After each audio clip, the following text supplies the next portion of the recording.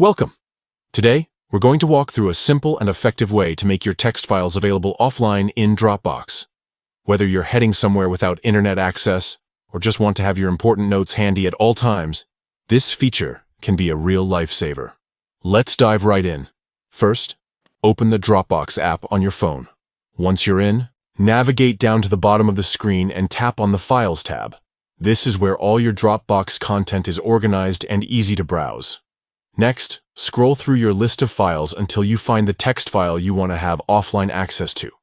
When you locate it, look to the right side of the file name for 3 small dots stacked vertically. Tap on these dots to open a small menu with more options. In this menu, you'll see the option labeled Make Available Offline. Simply toggle this switch to the On position. That's it. Dropbox will now download the selected text file directly to your device, allowing you to open and edit it anytime, even without an internet connection. Having important documents offline can be a real game changer. It means no more scrambling for Wi-Fi or risking data charges just to access your notes, reminders, or drafts.